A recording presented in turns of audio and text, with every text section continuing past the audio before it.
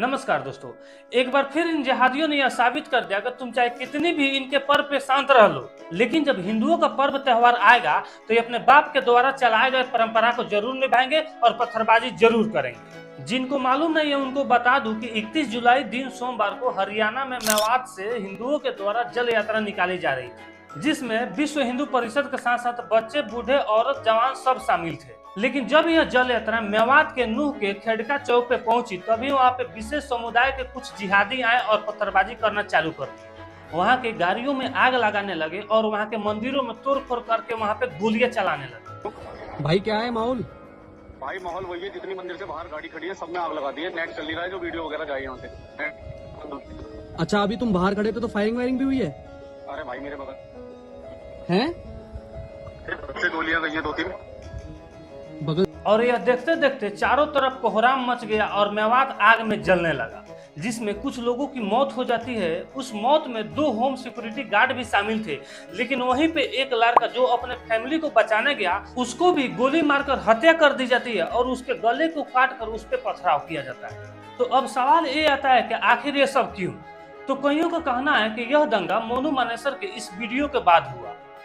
जय गौ माता, जय श्री राम। मैं आपका भाई मोनू मानेसर, बजरंग दल प्रांत गोरखपुर प्रमुख, बजरंग दल हरियाणा से सभी भाइयों को बड़ी खुशी के साथ बताया जा रहा है 31/7/2023 दिन सोमवार को मेवात ब्रजमंडल यात्रा है। सभी भाई बढ़ चढ़कर हिस्सा ले और बढ़ चढ़कर मेवात के सभी मंदिरों में जाएं, तो ज्यादा से ज्यादा संख्या में सभी भाई जाएं। हम खुद यात्रा में शामिल रहेंगे और हमारी पूरी टीम को यात्रा में शामिल रहेगी।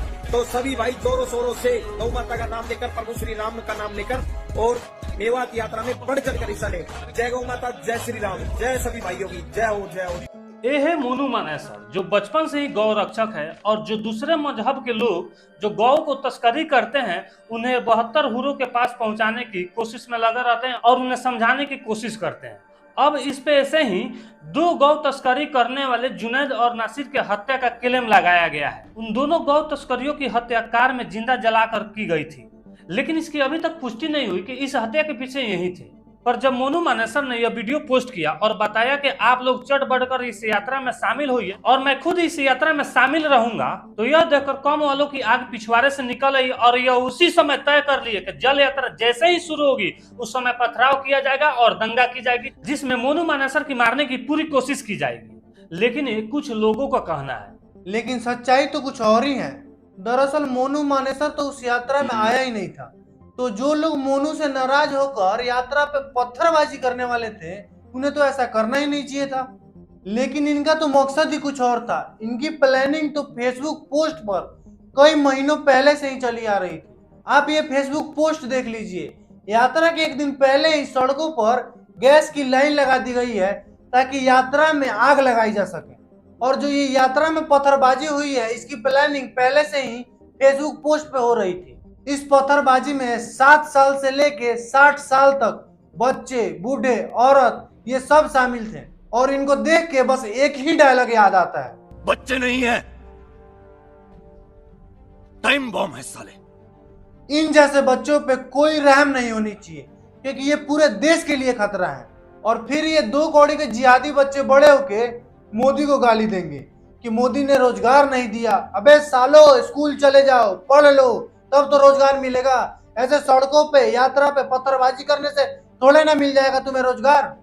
जैसे अभी आप देखें कि भाई ने बताया कि कैसे पत्थरबाजी हुई, जिसमें कम से कम 7 वर्ष से लेकर 60 वर्ष तक लड़के भी थे और बाद में चलकर रोजगार भी मांगते हैं। तो मैं आपसे पूछना चाहता हूं कि कभी हिंदुओं के द्वारा आप देखें किसी मजहब पे पत्थरबाजी करना? अभी अभी तुम लोगों का तजिया त्योहार बीता, लेकिन कभी कहीं से खबर नहीं आई कि किसी हिंदू के बच्चे ने तुम लोग के त्योहार पे पत्थर चलाया हो या लाठियां बरसाई हो।